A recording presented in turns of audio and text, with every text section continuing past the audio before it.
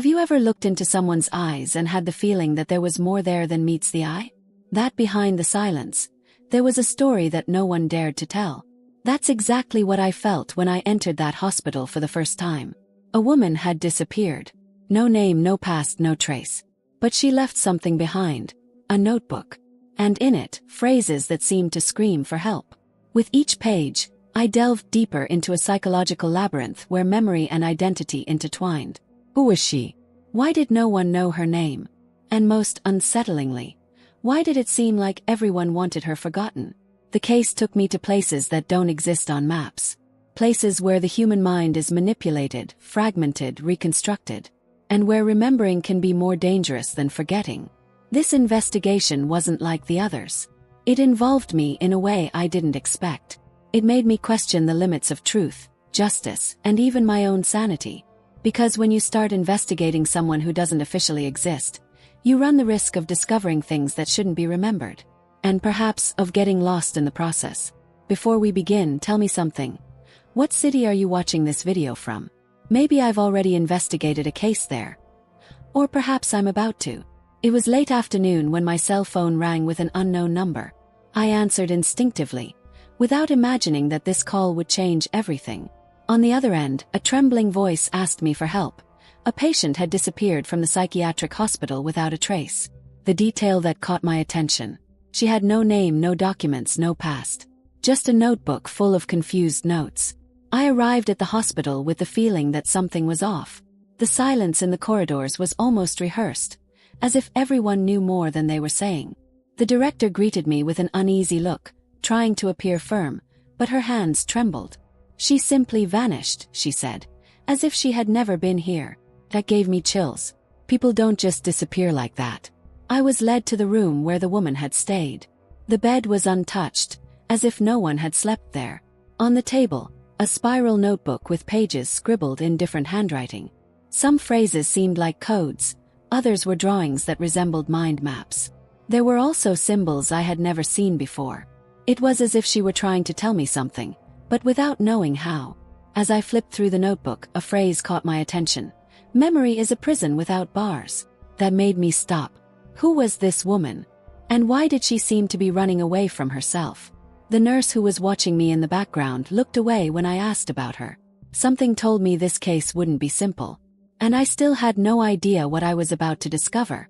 She appeared out of nowhere, like a lost shadow among the city's corridors. She was found by police officers, barefoot, with a vacant stare and without uttering a single coherent word. At the hospital, no one could identify her. No documents, no fingerprints, no clues. She only repeated disconnected phrases, as if trapped in a never-ending dream. Doctors tried to classify it as a case of dissociative amnesia, but there was something more to it. She didn't react to common stimuli, didn't recognize objects, and didn't even know her own name. When asked who she was, she would just smile and say, "I'm what's left." That unsettled me. It was as if she had been erased, not forgotten. As if someone had ripped away her history. I spent hours watching her hospital admission recordings. She didn't seem confused. She seemed out of place, as if she were in a place that didn't belong to her. The way she stared at the walls, as if expecting them to speak, made me think of something deeper. Maybe she wasn't running away from someone. Maybe she was running away from herself. The strangest thing was that, even without knowing who she was, she seemed to carry an ancient pain. A silent sadness that didn't need words. And in the midst of all this, a notebook appeared. An object that wasn't in the records, but that had been with her from the beginning. That's when I realized. Maybe that notebook was the key. Or the labyrinth. The notebook seemed to have a life of its own. Its pages were filled with a mixture of scribbles, loose phrases, and symbols that looked like they came from a fever dream. Some words were repeated as if they were mantras. Mirror, time, echo. There were also drawings of faces without eyes and maps that led nowhere. It was as if she were trying to remember something she had never lived. I spent hours trying to decipher the patterns. Each page seemed to tell a different story, but they all ended in silence. One sentence unsettled me. If I forget, they win. Who were they? And what exactly did she need to remember? It felt like the notebook wasn't just a diary. It was a coded cry for help. I took the notebook for analysis, but the experts didn't reach any conclusion. Some symbols resembled ancient languages, others seemed created by someone in an altered state of consciousness. One of the psychologists suggested it could be a form of dissociative communication, as if different parts of the mind were trying to talk to each other. This made me wonder, what if she wasn't alone within herself? While flipping through one of the last pages, I found a drawing of a half-open door with the phrase, "Don't enter without remembering who you are." Gave me chills.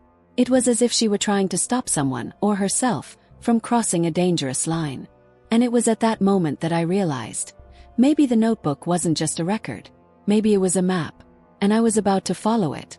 From the moment I entered that hospital, I felt that the silence spoke louder than any medical record. The corridors were too clean, too organized, as if they wanted to hide something beneath the appearance of normality. The staff averted their gaze, spoke softly, and avoided mentioning the missing patient. It was as if she were an unresolved secret, a ghost that no one wanted to summon. I spoke with 3 nurses and 2 doctors. They all gave me generic answers, as if they had memorized a script.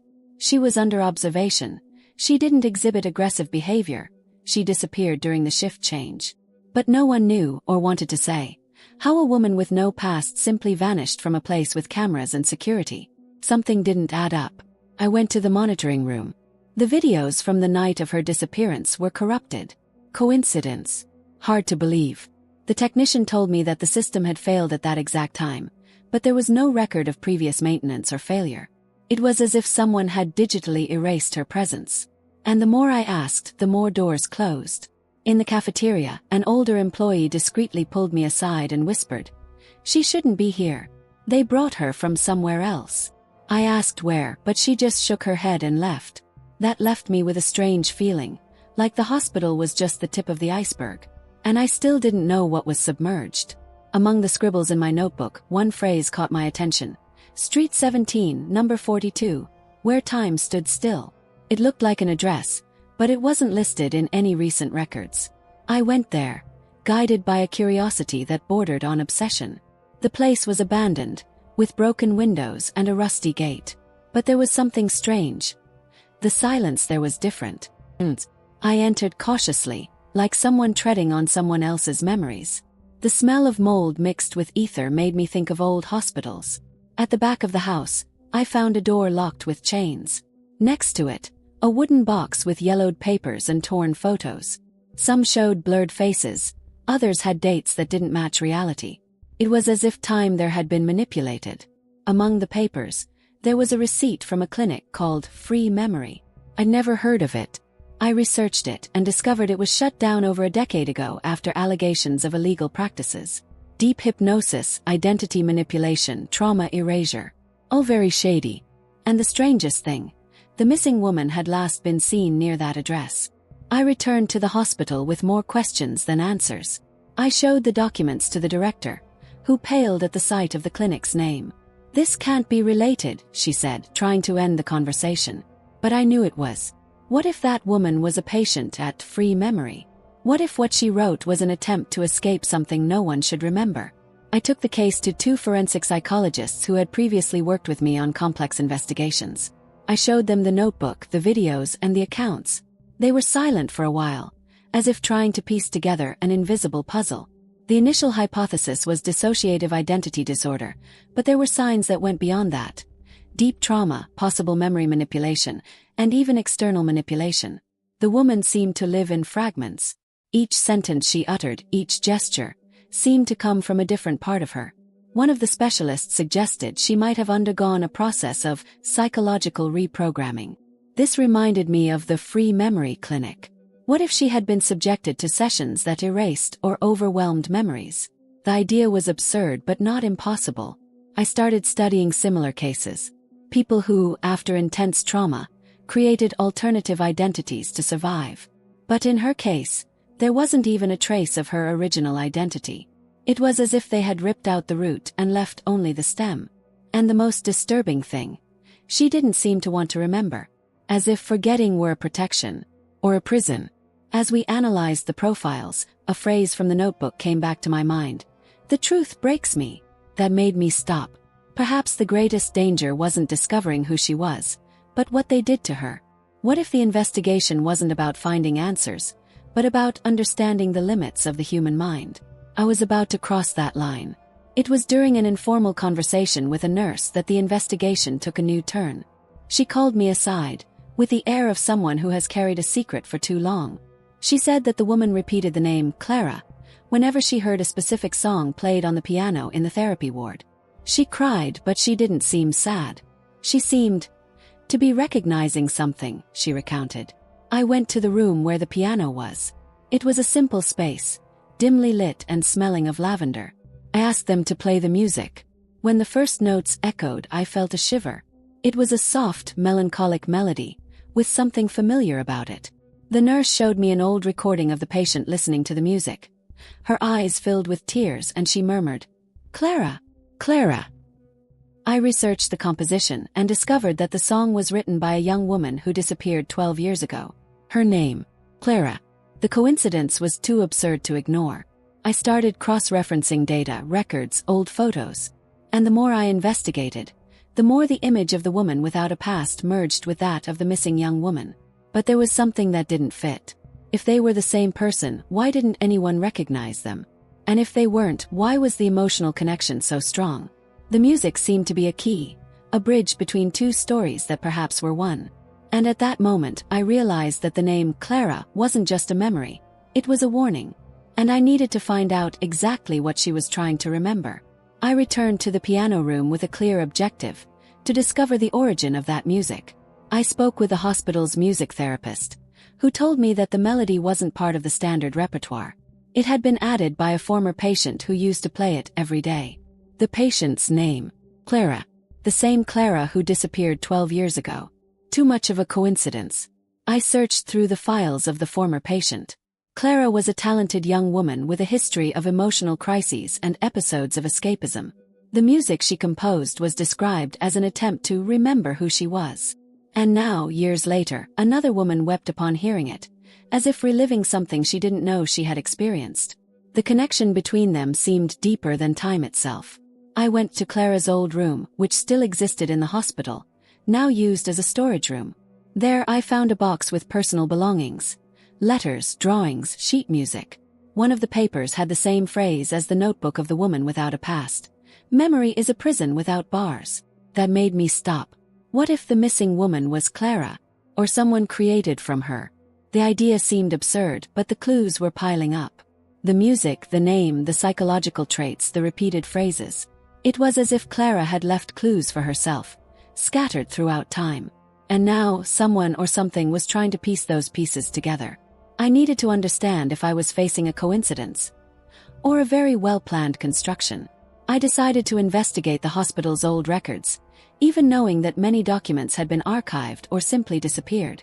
After hours of searching through physical and digital files, I found a folder named Project Remembrance. It wasn't in the official system. Inside, there were reports on memory manipulation studies, all linked to a private organization. And curiously, the name of the missing woman appeared as unidentified subject. The reports spoke of experimental sessions of deep hypnosis, induction of false memories, and emotional blocks, all done under the pretext of advanced treatment for severe trauma. But what caught my attention was the signature on one of the documents. Dr. Samuel Villar, a name that had already surfaced in another investigation of mine, involving disappearances and psychological manipulation. The connection was older than I imagined. I spoke with a former hospital employee who now lived in seclusion. He told me that years ago, an outside group used the hospital as a front for unauthorized testing. Patients without family, without a history, were their preferred targets. They erased everything and started from scratch, he said. They created new stories, new people. That sent chills down my spine. What if the woman with no past was one of those creations? I went back to the notebook and found a page that looked like it had been written by someone else. The handwriting was different, firmer. The sentence read, "They made me forget, but forgetting isn't erasing." It was as if she were trying to reclaim something that had been forcibly taken away. And at that moment, I realized that the investigation wasn't just about her. It was about an entire system operating in the shadows. It was around the third week of the investigation that I started having dreams about her. They weren't nightmares but strange scenes, as if I were inside her mind. In one of them, she was walking down an endless corridor, murmuring phrases from the notebook. I woke up with the feeling that something was trying to communicate with me. And for the first time, I wondered if I was too emotionally involved. I spoke with a colleague at the police station, trying to rationalize things. He told me it was common to form bonds with victims in complex cases. But this was different. I wasn't just thinking about her. I felt like I was being pulled into the story. It was as if the mystery was choosing me, not the other way around. And that started to affect how I investigated. I began to doubt my own methods. I reviewed the files, redid interviews, as if trying to prove that I still had control. But with each new clue, the feeling of closeness grew. It was as if I were connected to her by something invisible. And the strangest thing, I started to recognize patterns in the notebook that only made sense to me, as if they were written for me. That's when I realized this case wasn't just about her. It was also about me. About the boundaries between empathy and involvement. About the risk of losing objectivity when the mystery starts staring back at you. And at that moment, I understood that I needed to continue. But carefully. Because perhaps, in trying to understand who she was, I was starting to forget who I am. In the basement, I found a hidden door behind a bookcase. It led to an underground space with walls lined with acoustic foam and old cameras hanging from the ceiling. There was a table with cassette tapes, torn papers, and an armchair with restraint straps. This wasn't just a hiding place. It was a seance room. And someone had spent a lot of time there trying to forget or remember. Played one of the tapes. The voice was that of the missing woman, but she spoke as if she were someone else. "My name is Clara. My name is..." "It doesn't matter." Then a male voice guided the session. "Go back to the moment before oblivion." The recording was disturbing. She cried, screamed, then laughed as if in a trance. It was as if she were being deconstructed and reassembled. I left there certain that that house was part of something bigger. An experimental center, perhaps. A place where memories were manipulated like pieces in a game. And if she went through that, what else was erased? Or worse, what was implanted? I needed to understand who was behind those sessions. And why someone wanted Clara to cease to exist so badly. The recordings found in the underground house revealed intense hypnosis sessions. The woman spoke in different voices, alternated names, and sometimes seemed not to know where she was. In one of the tapes she said, "I am Clara. I'm Anna. I am nobody." It was as if her mind were divided into compartments, each with a story, a pain, a function, and all struggled to exist at the same time. The psychologists I consulted were perplexed. They said it went beyond the limits of common dissociation. It was as if she had been molded to forget, and at the same time to remember. One of the specialists suggested that she might have been subjected to a process of induced fragmentation, where memories are separated and isolated to prevent emotional collapse. But who would do that? And why? I went back to the notebook and realized that some pages seemed to have been written by different people. The handwriting changed, the vocabulary too. It was as if each identity had left its mark there. One wrote with surgical precision, another with childlike strokes. And one page in particular said, "If you are reading this, it's because one of us managed to escape." That made me stop. She wasn't alone within herself. The idea of multiple coexisting identities wasn't new, but there it seemed to have been provoked, not spontaneous. What if it was created to hide something? Or to protect someone? With each new discovery, I felt I was getting closer to a dangerous truth. And perhaps, by piecing together the fragments, I was about to reveal something that should never have been remembered. The name Dr. Samuel Villar appeared in more than one document, always linked to controversial memory manipulation practices. I decided to investigate his history. A renowned psychiatrist in the 2000s. He disappeared after a series of allegations involving unauthorized experiments. No body was found, no record of escape. It was as if he had vanished from the world, or been erased. I managed to locate a former colleague of Villar's, who handed me a diary that had been hidden for years. The pages were stained but legible. He talked about identity reconstruction, selective memory, and creation of emotional profiles. In one of the entries, he mentioned a patient named Clara, describing her as the most promising and most dangerous case. That sent chills down my spine. Clara wasn't just a victim. She was an experiment. The diary revealed that Villar believed the human mind could be reprogrammed like a system. He spoke of erasing traumas, inserting artificial memories, and creating new versions of a person. But in one passage, he admitted that something got out of control. She began to remember things she never lived. She created bridges between identities. Clara became multiple. It was as if he had opened a door he didn't know how to close. The last page of the diary was handwritten, in haste. If anyone finds this, know this. Clara is not the end. She is the beginning. That put me on alert. What if other people went through the same process? What if Clara was just the prototype? I needed to understand how far Villar had gone. And if he was still out there, observing everything from afar, or waiting for someone to finish what he started. After reviewing Villar's diary, a disturbing idea began to form. What if Clara wasn't just a patient? What if she had been duplicated? Not physically, but psychologically. The theory of the double isn't new, but there it seemed to take on real contours. Villar spoke of creating emotional versions of the same individual, as if it were possible to divide a soul into functional parts. I went back to the records of the Free Memory Clinic and found a document that mentioned an emotional replication protocol. The text was technical, but the essence was clear: to create a parallel identity to protect the original. Clara, then, could have been divided into two versions, one that remembered, another that forgot. And the woman without a past would be this second version, created to hide something. This hypothesis would explain the fragmented personality, the contradictory traits, and even the memory lapses. But it raised an even more unsettling question. Who decided that Clara needed to be erased? And why? If she knew too much, what exactly did she know? And what if the woman without a past was a kind of shield, a layer of protection against an unbearable truth? I began to see the case in a different light. It wasn't just about a missing woman. It was about a psychological construct built to hide a secret. And perhaps, in trying to discover who she was, I was dismantling a protective barrier that kept something dangerous locked away. The question now wasn't just, who is she? But what happens if she remembers? It was by cross-referencing the data from Villar's diary with the clinic's records that everything began to fall into place. The woman with no past was not a stranger. She was Clara. Or rather, what remained of Clara after the experiments. The dates matched, as did the psychological traits. And an old photograph found in a forgotten archive showed the same face, only with more vibrant eyes. Clara had been erased, but not completely. I confronted the hospital director with the evidence. She tried to deny it, but her expression said it all. She shouldn't have come back, she murmured. That confirmed what I already suspected.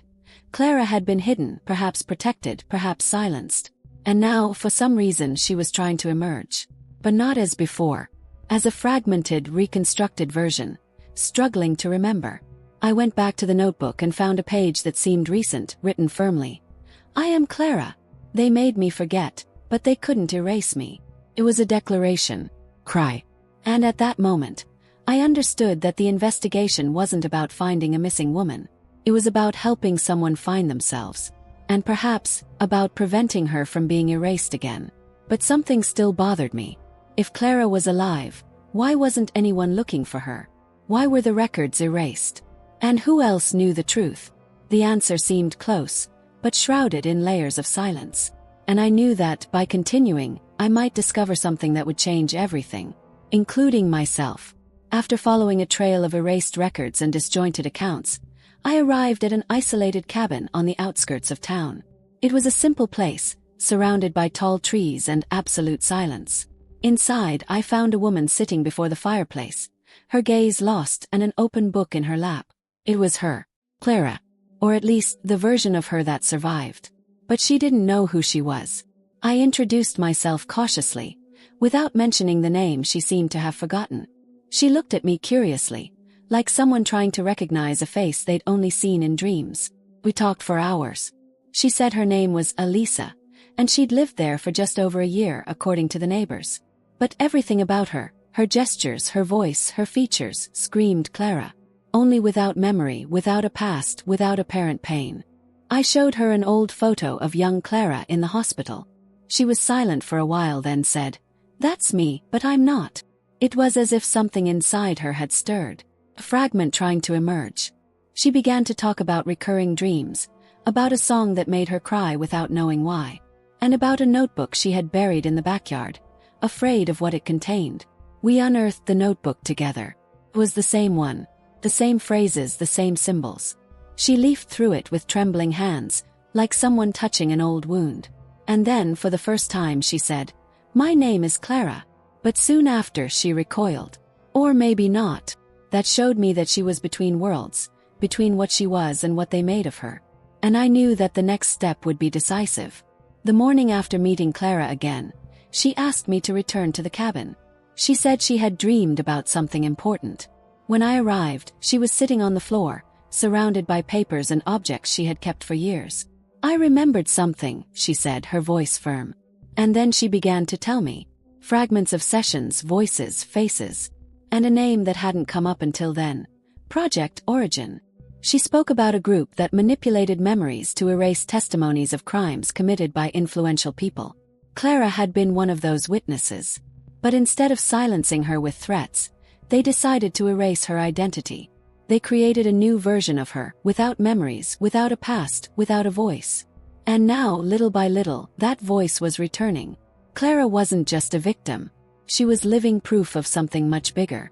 I showed her the documents I found, Villar's diary, the clinic records. She recognized some names, excerpts, symbols. It was as if everything was falling into place inside her. But with that came fear. "If I remember everything, they'll come after me," she said. And I knew she was right. The truth she carried was too dangerous to remain untouched. That's when Clara looked me in the eyes and said, "You need to decide. Protect me or reveal everything." That hit me like a punch. The investigation had ceased to be merely professional. Now it was personal. And I knew that any choice would have consequences. But before I could answer, she handed me one last page of the notebook. And what was written there would change everything. I spent hours staring at that last page of the notebook. Clara slept, exhausted, as if each recovered memory drained a piece of her soul. The phrase written there was clear. "If I remember everything, they will erase me again." It was a warning, plea. And I knew that the decision was now in my hands. Revealing the truth meant exposing Clara. Silencing meant protecting but also hiding. I returned to the police station with the documents, recordings, and evidence. Everything was ready to be handed over. But something stopped me. I thought of Clara, the woman who fought to remember who she was, and who now risked being erased again. I also thought of the victims who never had a voice.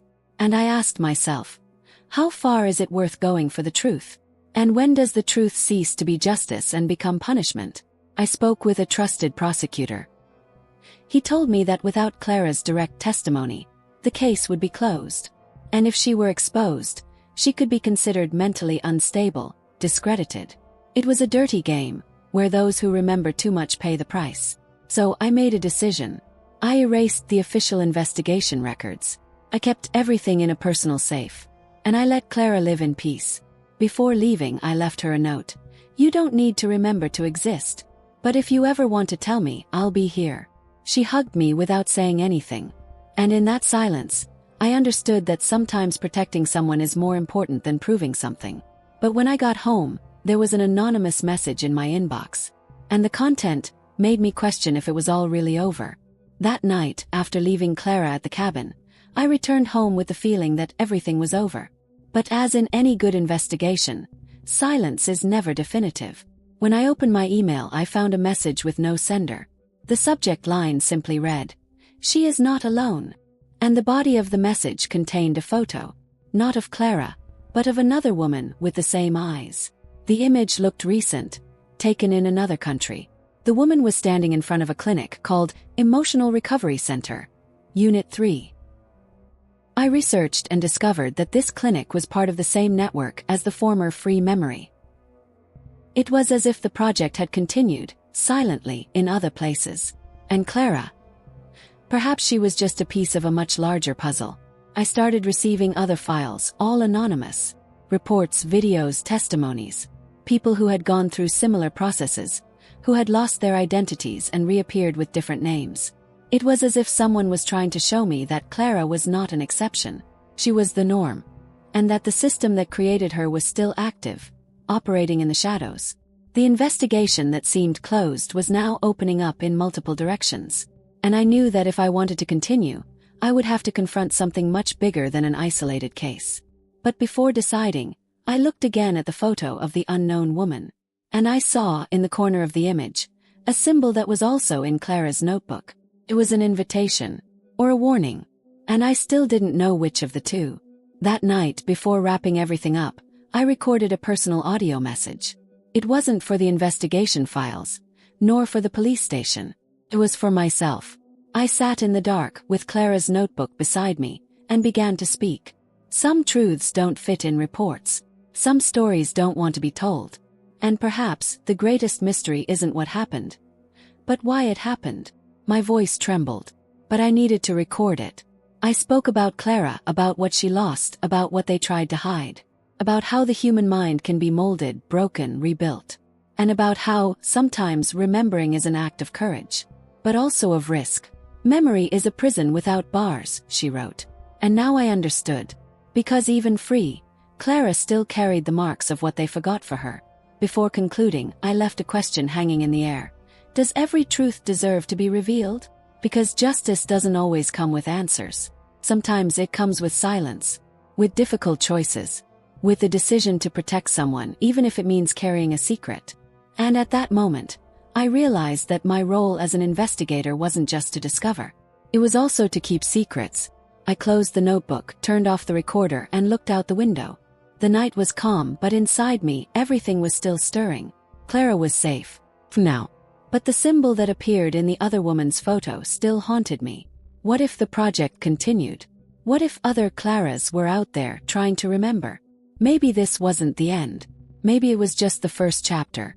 After everything I experienced in this case, one thing became clear to me. What is forgotten is not always less true. Sometimes what has been erased is precisely what most needs to be remembered. Clara taught me this without saying a word. She showed me that memory is not just an archive, it's a battlefield. And that, in some cases, remembering is an act of resistance. The investigation took me to places that don't appear on maps. Places inside the mind, inside pain, inside silence. And it made me think. How many people live today without knowing who they are? How many stories have been erased for convenience, for fear, for control? Perhaps the biggest question isn't who is Clara, but how many Claras are out there? If you've made it this far, perhaps this story has touched you in some way. Maybe you also carry memories that don't make sense, or questions that no one has been able to answer. And if that's the case, I leave you with a thought-provoking question. What would you do if you discovered that part of your story was written by someone else? If this investigation made you think, subscribe to the channel and turn on notifications. There's still a lot that needs to be investigated. And who knows? The next case might be closer than you think.